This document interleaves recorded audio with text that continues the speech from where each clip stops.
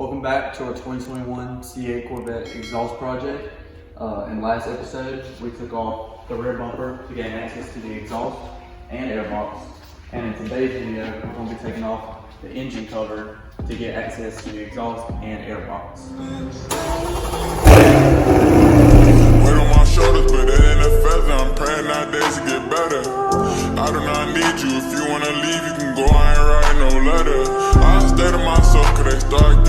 First step to taking off your engine cover is removing 18 T15 bolts. So that's what we're going to do now.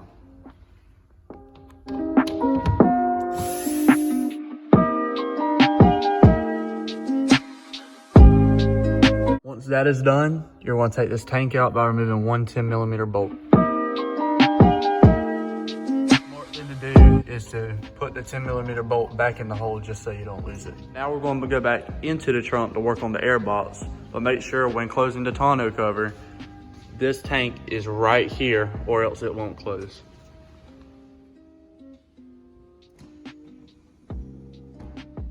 Once we made our way back into the trunk, we need to learn that we have to remove two 10mm bolts, two of these clips, and to disconnect the ambient temperature sensor.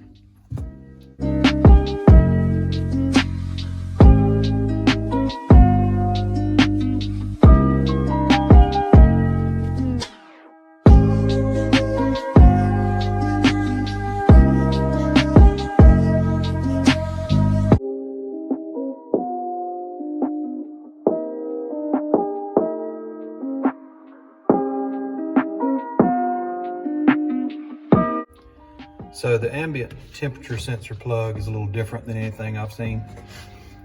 You pull the red latch all the way out like normal, but instead of pressing down here or prying from in here, there's actually a little release tab right back here in the back, right behind the red tabs, a little black tab. You push down on it and pull them apart.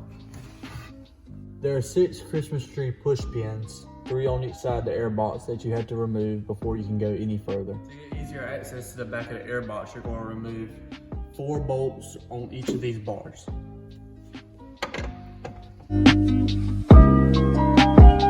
now, just get the bar bump and it will come right out.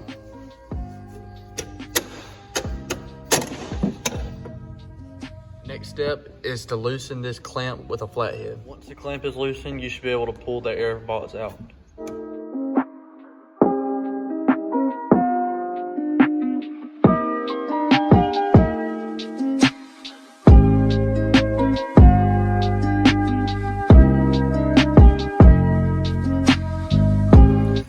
And then you have one more Christmas tree here you need to remove. Now, since the air box is out, we're now able to put our dual clutch transmission fluid, which will be 2 quarts, right into here. Using a ratchet and a 6mm hex head socket, we will now remove the transmission plug. After removal, make sure the O-ring is still on the plug and make sure it's not damaged at all.